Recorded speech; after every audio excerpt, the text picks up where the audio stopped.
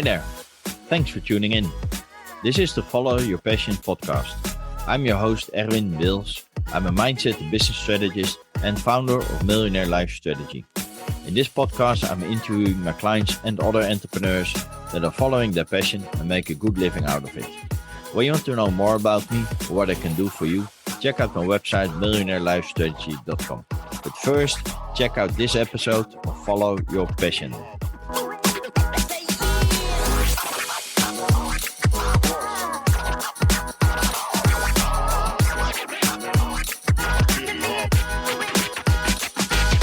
Hi, everybody. I would like to welcome my guest, Eleni Polychroniadou. As you can hear, she has no Dutch or English roots. She has Greece roots. She's the co-founder and commercial director of Sintali. Eleni has always been passionate about helping others and making a difference. In college, she learned a lot more actually, about the climate crisis and the real impact it has. So that set a path for life. Ever since she started working in 2014, every job she had made a difference. And in 2020, she co-founded Sintali. Sintali is an environmental certification body which is founded to verify the impact of the built environment around the world, also known as green buildings. So welcome, Eleni. How are you doing? Thank you so much for having me. I am doing very well, and I'm very excited to be here today. Great. So tell us a little bit about what was this realization you had when you were in college? Absolutely. I guess before going to college, I was always interested in social impact. I wanted to help people. I was very keen to look at poverty, to work with NGOs, but I never really had a focus area. And when I went to college, I actually went with the idea that I was going to come out as a biologist. And instead, what happened was that I started taking environmental science classes, and everything clicked because I started to see a lens through which I could make an impact. I started to realize how much the climate crisis affects absolutely everything, from food to migration to poverty to inequality. All of the issues that I had been passionate about could be seen through a climate lens. And it became my passion to sort of help the world and help people whilst also addressing this particular crisis that's going to affect all of us. Nice. So now you're the commercial director of Sintali. What does that actually mean? How would you describe your own job description? Well, as a startup, I wear about 6 or 7 different hats, so I probably have a quite ridiculous job description. But in theory, the commercial director and what I'm primarily focused on is all of the external facing work that we do. So that involves building partnerships and collaborations with different institutions or banks that are working on green buildings. I look after the marketing strategy. I do sales work, and I also do business development. So identifying new avenues, places where Sintali can go, where we can create new products or services, really add value, and then take those to market and really grow the business. Nice. The reason I ask, because if people think about the commercial director, they're always thinking about gross margins, making more profit or stuff like that. But I would say that that's not the primary reason for your job, so to speak. It's just to get the company known externally so that you can make an even bigger impact. Is that correct? Absolutely. I have always believed since I started this journey that sustainability and business can go hand in hand. And there is a way that you can integrate doing good while still having a business. And, in reality, we live in a world where we need to make money to live. We need money to feed ourselves and protect our families. And I don't think they have to go against one another. So in this particular sense, there's still the commercial aspect of growing a business and everything that it would be if it wasn't an impact-driven business. But for me, and really the reason why this works for me is because I'm out there selling sustainability. I'm out there convincing people to go and do good and to take care of the planet and people and to find better ways of doing things that are not so harmful. So it bridges my passion and my interest in, making the world a better place, whilst also allowing me to feed myself and put a roof over my head. Yeah, that's right. I started out as a hypnotherapist several years ago. Now I'm a business coach, and I see money just as an exchange a tool, so to speak. I give you something, and you can give me some money in return for that. So it's just an exchange of services. Absolutely. And I think it's stepping away from this idea that we have to get absolutely every penny possible, and in a very negative mindset of pushing people to positions or pushing companies to really get the last drop out, and instead exactly a value driven, really creating win-win situations. And I think we're changing slightly towards that business model, but we still have a long way to go, because there is definitely a zero-sum game happening sometimes, where there's winners and there's losers, when in actual fact there are definitely ways to change business for the better, and to create business models and business opportunities that just bring back value for everyone. Yeah, definitely. We had a little pre-talk. Sintali only exists actually for 2 years now. We're in 2022, but you already have like a global presence, don't you? Absolutely. We launched an international startup, which was an exciting and slightly terrifying experience. Yeah. So we currently work in over 75 countries. We are a glorious team of 6 people. So we spend a lot of time thinking about different markets, different cultures, working in different languages. But green buildings and sustainability is a global thing, and we want to be able to enable all of the markets around the world to embrace sustainability and to really make it accessible, because that's been a huge challenge so far, that it's been seen as something that rich countries can do, or it's a luxury good, or it's only for high value development when we're talking about real estate. But in actuality, it has to be something that is applicable and relevant and accessible to all. Nice. 75 countries already? Yeah. Wow. I say that and I think, wow. That's amazing. Yeah. Considering those 75 countries, and more will come, of course, because you're just getting started, would you say that if you're talking about climate change and the impact it has on the world, that are there actually real differences between cultures? Or would you say that with regards to climate change and the impact it has, that everybody has like similar visions about it? It's an interesting question, because I think it's both a yes and a no. So I think there's quite a lot of similarities and quite a lot of differences. I think when we think in terms of impact, there's definitely countries that are going to be much more hard hit. And it's going to be the emerging economies of the world that are going to carry the brunt of what we face, because they're the ones that can't afford to build walls to protect themselves from rising sea levels, or they can't, have the most expensive technology to adjust for the fact that there's a drought, or, that there's so many physical impacts that require a lot of money for adaptation. And so those vulnerable populations are going to have the biggest impact.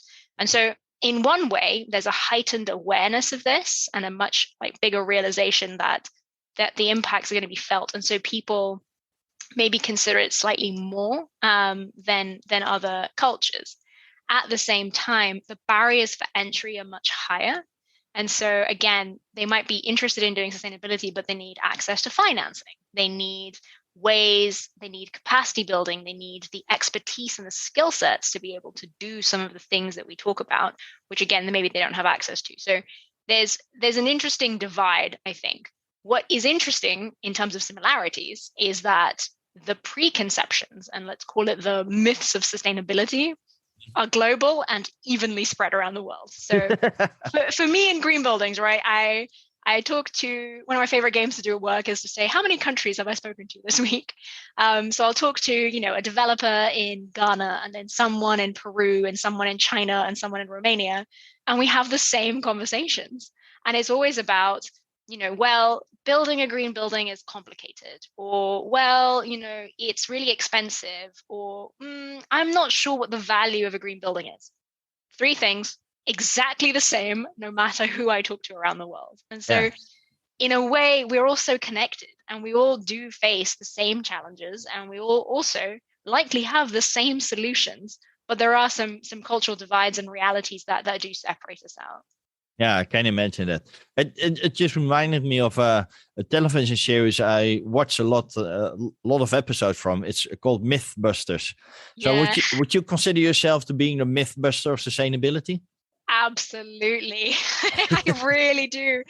I think I have very, very similar conversations, and it's, in a way, I enjoy it because I feel like I really enjoy shedding light on things that people are very convinced are true, and to be able to share information with them that says, actually, here's a different way to think about it, and here's some data to help support that, is really rewarding. And there's so many people out there in the world, and so much work to be done. So it's a long, long way to the top, but it's very rewarding.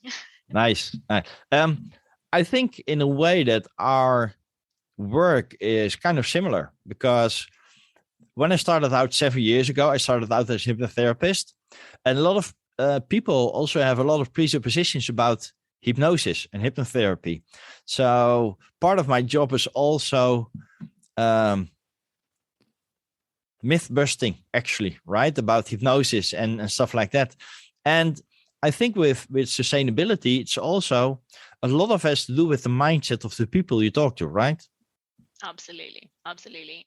Honestly, I think it's the biggest barrier. I think the actual tangible barriers are much more easily addressed, but it's the mental preconceptions of, this is complicated, this is going to take a lot of time, this is going to take a lot of money, I don't know what to do, I'm just going to wait, or I'm just going to see what other people do. There's a lot of that delaying tactic at this point. When we talk about climate change, for example, 10 years ago, we were talking about climate deniers, and now we're talking about climate delayers. So people aren't denying that's happening anymore, but they're delaying taking action, and they're sort of sitting back to see what's going to happen, what should they be doing, how much is it going to cost them, etc. So a lot of the preconceptions, I think if people had the mindset of, we need to do this and we need to do it now, so I'm going to take action, the rest would kind of fall into place, but we're still not there yet with the mindset. Yeah. Well, it just reminded me again of a similar experience I had about a cultural change. And that's actually what we're talking about. That the second company I worked for, we had to have a cultural change, and everybody was having the same goal, about the same vision, and then they just waited for the new culture to come along, right? And if it was there, they would join, actually, not realizing that the common denominator of the cultural is their own behavior, right? It's the personnel that defines the culture. I can imagine that you also have a lot of conversations with people that are thinking, I'm just one man, or we're just one company. How can we make a difference? That is, I think, honestly, one of the biggest myths to poke at, the role of the individual. And it's very complicated, because on the one hand, there's been a lot of, I don't want to call it propaganda, but there's been a lot of communication in the industry about individuals being responsible for climate change. And, if you don't recycle, or if you eat meat, then, you're killing the planet.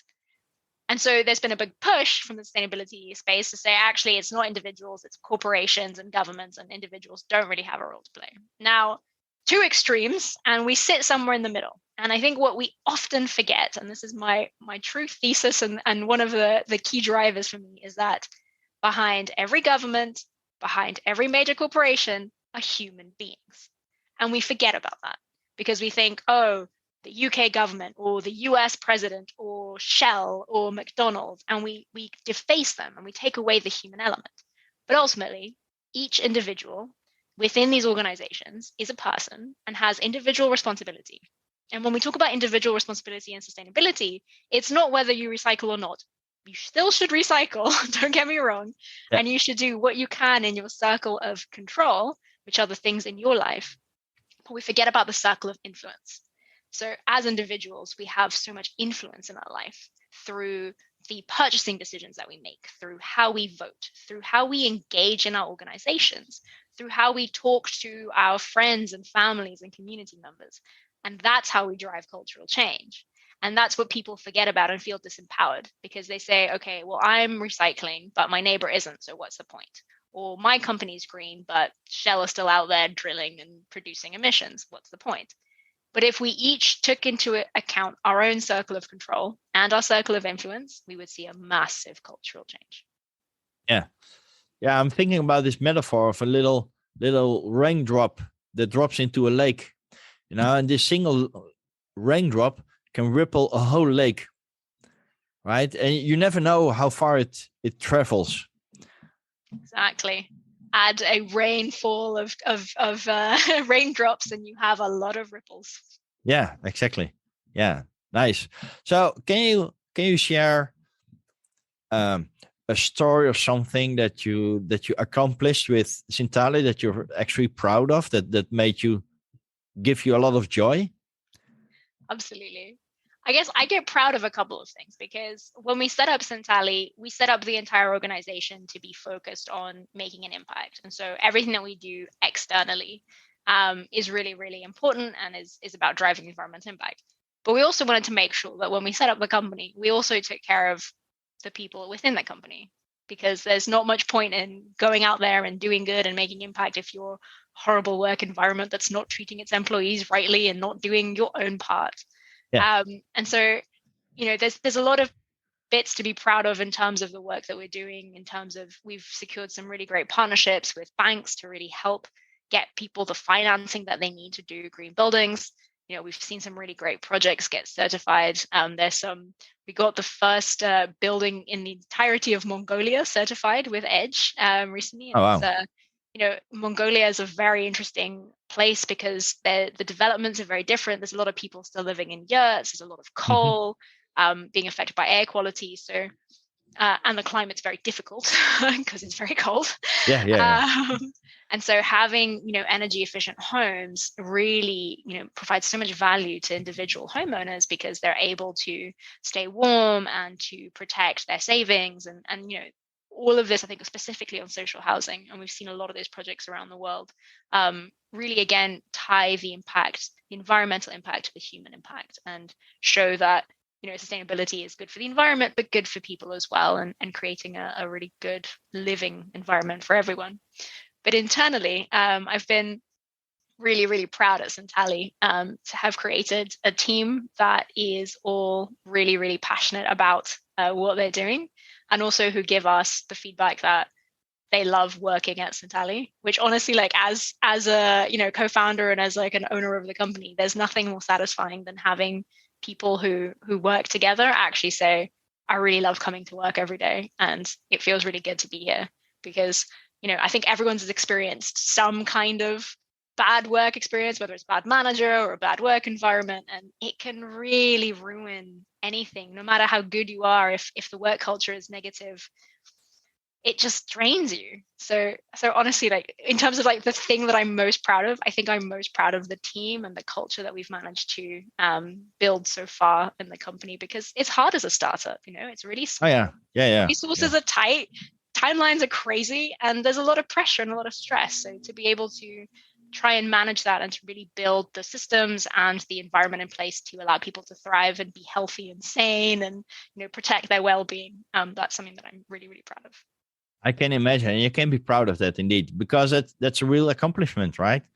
Just building from scratch and a company that your team members will love to work for. That's golden, right? Yeah, and it's been a lot of learning. No one wakes up one day and says, "Okay, great, I know how to build a company and I know how to do this right, and I've got the magic handbook." So it's a lot of trial and error, and you need an element of humility to recognize when you don't get it right, and to be able to adapt and listen to feedback and try and create something collaboratively. I'm a big believer that we have to collaborate more in general, especially in sustainability. Though it's complicated. It's a big topic, and there's no reason and no real value for everyone to go off and do it by themselves. So we have to come together and really build something together. And so we've taken that approach as well. Collaborate and really create a very engaging and interactive environment for everyone to be able to feed into how we grow the company. Nice. You mentioned Edge when we were talking about the building in Mongolia that got certified. Could you explain to the audience what Edge actually means? Absolutely. So EDGE is a green building certification scheme that was developed by the World Bank, IFC to be precise, which is the private equity arm of the World Bank. And it was designed to enable mass market transformation. So green buildings up until now, despite being around for 30 years, aren't really that common. There's a lot of headquarter buildings or flagship buildings that are green, but your social housing units aren't normally green. Your local hospital isn't normally green. Your local supermarket probably isn't green. So FC really wanted to change that and create something that was accessible. And so they created a free software tool called the Edge app, which allows anyone in the world to go in and see what they could do to their building to make it more environmentally friendly. So it's got the cost of what it would do and also the environmental impact. And then they created a certification scheme. And that becomes really useful for companies or developers that are looking to get financing, or for companies that have made big sustainability commitments and really want to prove to their stakeholders that they're green. They go through this independent certification process, which is what the Mongolia project did. And they basically verify that when they say they have a green building, it is actually green and it meets the particular EDGE standard. Nice. And I thought it's an acronym as well, right? EDGE stands for... Yes, excellence in design for greater efficiencies. It is quite a mouthful, and so it's always referred to as EDGE. Nice. But I love acronyms, so it's wonderful if you can create an acronym that makes sense. And it's also, they're on the edge, they're up front, they're ahead of the rest. Absolutely. We make a lot of puns in the business when it comes to EDGE, It's a good one to integrate into some good jokes. Yeah. Is there a certain philosophy about the name Sintali as well? Yes. So we really struggled to find a name because we wanted to find a name that meant something and also had a free domain name, which surprisingly is very difficult to find. I can imagine, yeah. So we wanted to find actually something rooted in Greek. As you mentioned, I am Greek. So we were looking for a Greek name, but finding one that people could pronounce and spell and had a free domain name did not work out. And so what we ended up doing was we took two words of Old English and combined them. So we took sin and tally and created Sintali, which translates to ever accounting, because we realized that, sustainability is something that we have to be ever accountable for. We are a verification body, so we are strong believers in data and transparency and accountancy. And so it was something that we felt maintained meaning and also was almost a blank piece of paper. So we could really build out, what does Sintali mean to people and what does Sintali remind people of, without having any preconceived notions of what it should be. Although we did find out later that Sintali is a small town in Guinea. So fun fact. Nice. Yeah. But I love to hear the story about how you came to the name, right? It's I got for the Dutch market, I got my own name, a Power Mind Coach, because I use the power of the mind to help my clients. So it actually made sense to me when I thought about it. So it's always nice to hear the story. Yeah, it's a very personal journey, right? Trying to find the name that encapsulates the vision that you have for your company and something that feels powerful and meaningful is but it totally makes sense, right? Taking responsibility for your own actions, for what drives you. So you're accountable for everything what you do. And I think with Sintali as well, that you're fulfilling a role model for the companies that you work with, right? We're trying. Our motto is do good and be good. Really thinking about not only encouraging others to do what they need to do, but also leading by example and making sure that the decisions that we make, the structure that we set, and what choices that we have in our control are the way that we would hope other people would act as well. Nice. So what are your plans for the future about Sintali, about growing the company? Because if you're saying you're working in 75 countries, it's global. So you also got to do with different time zones, and there are only 24 hours in a day. So how do you manage that? It's a struggle sometimes. The day can be very long.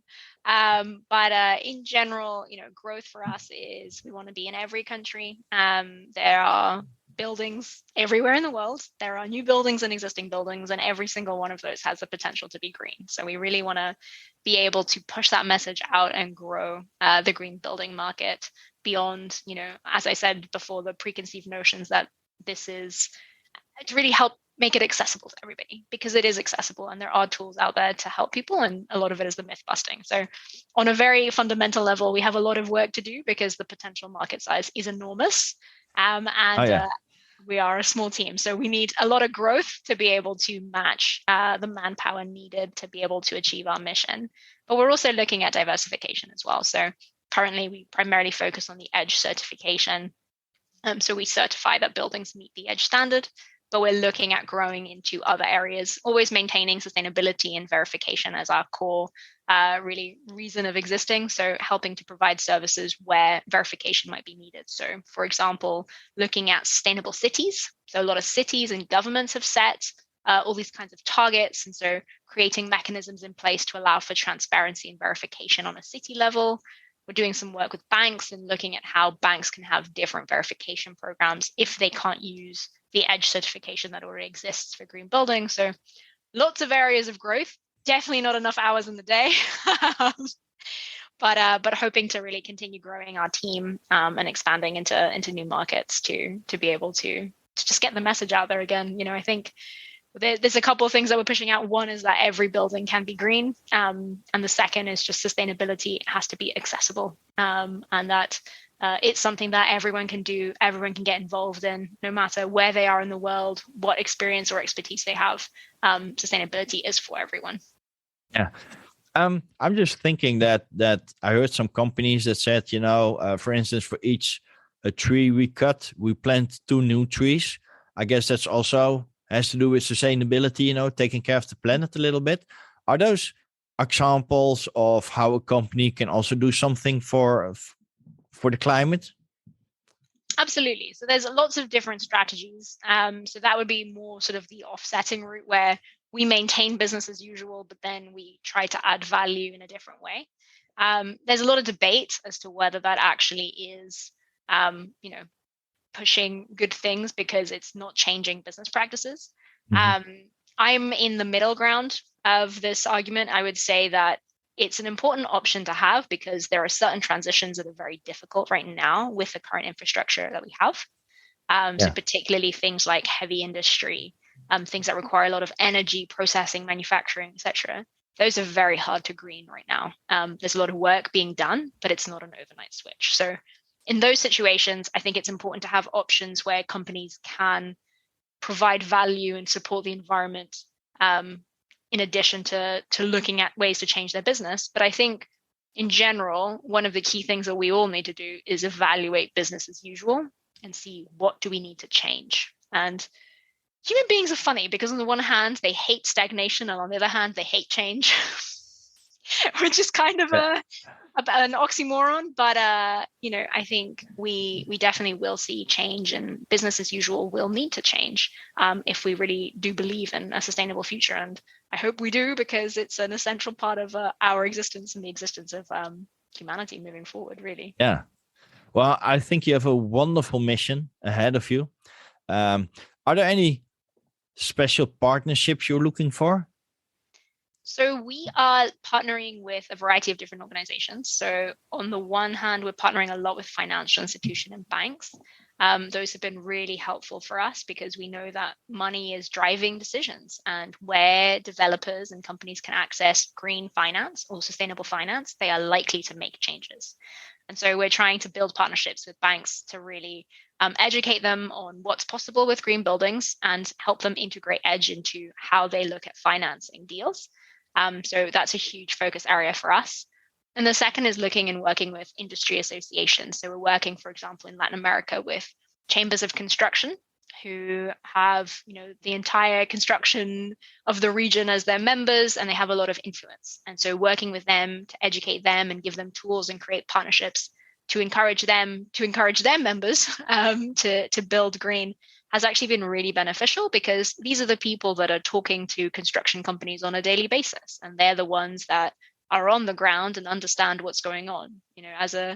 As a company sitting in the UK, we can understand only so much about how each region is working. And so working locally and really getting that market insight and providing them with the tools, the partnerships to help drive change is really how we're going about scaling the business. And so we're definitely looking to do more of that. We've got a very strong partnership in Colombia. We're trying to build some partnerships in Brazil and Bolivia.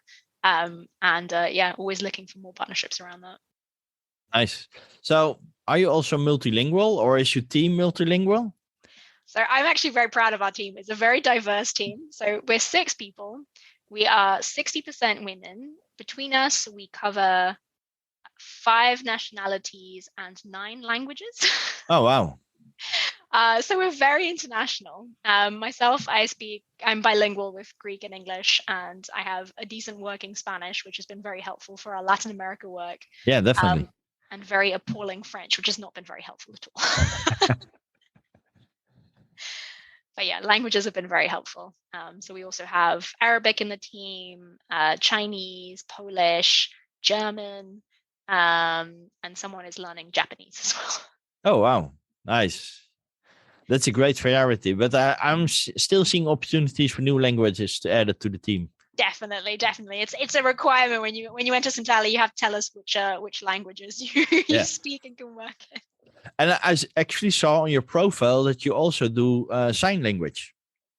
I did sign language, American Sign Language, in college. I will say I haven't used it probably since I left college, so it's very, very, very rusty. But I really, really enjoyed it in college, and actually would like to get back into it. I've been when I'm not running a company, I work on a volunteering group called Global Shapers, and we're working on an accessibility project right now.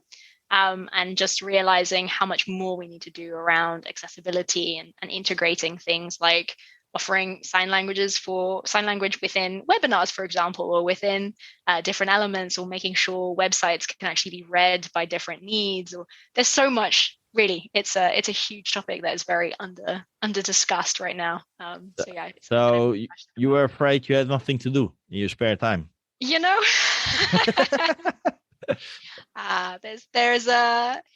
this is the blessing and the curse of having a lot of passion to do good and wanting to make impact, is that you can fill your time endlessly with things, because there is so much to do in the world. But it gives me joy to be able to help others and to also work on making the world a better place. So yes, the day is very busy, but it's all good things. Yeah, I can imagine. But if you're working on your passion, you're making a change, it energizes you. So it doesn't feel like work if you're doing something with passion, right? Absolutely. It's a completely different ballgame, I think. And especially having, at least been very lucky that I've been working on things that I've been passionate about since the beginning. If I ever did find myself in a position of having a job that I wasn't passionate about, I think I would be in so much pain because it makes such a difference. And it's always so helpful to be able, even if you're having a really stressful day, because they exist, even if you're working on your passion, you can always step back and say, why am I doing what I'm doing? And, why does this matter? And why is this important? And because you have your why, it all makes sense and it all makes it worth it. Definitely. Wow. Do you have any tips or little pieces of wisdom you could share with the audience if they want to make a difference as well, or follow their passion? Absolutely. I think on the making a difference side, there are so many ways to go about it. And I think everyone has something that they care about.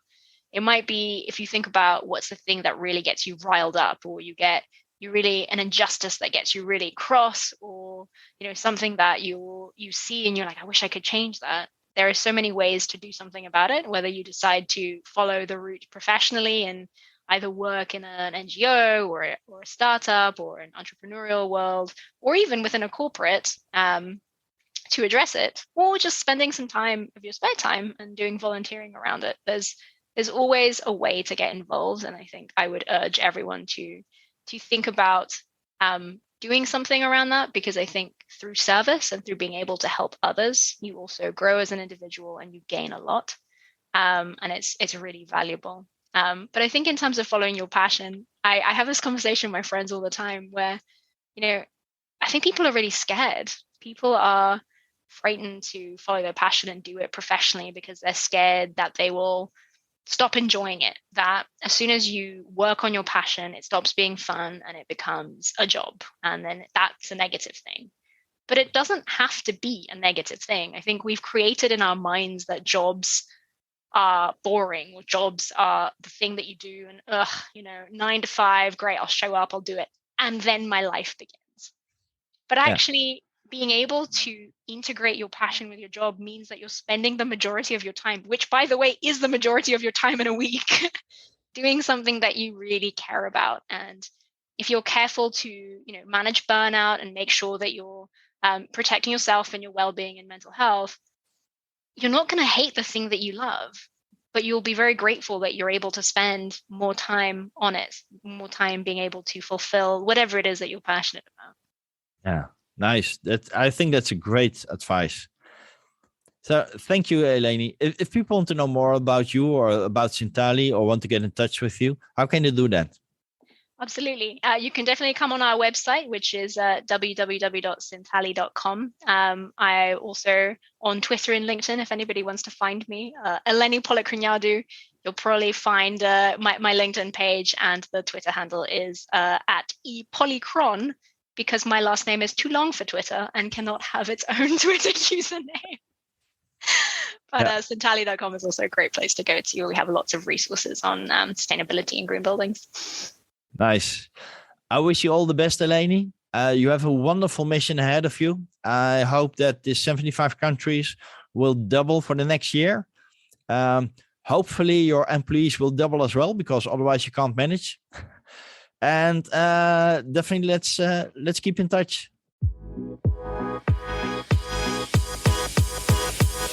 I hope you liked this episode. Make sure to check out the other episodes, because each one is filled with interesting and inspiring stories and energy. Are you following your passion as well and make a good living out of it? Contact me and you could be my next guest. Would you like to follow your passion but are not there yet? Check out my website millionaireLifeStrategy.com and book an appointment to discover what I could do for you. Don't forget to share the podcast with your friends so that they get inspired as well.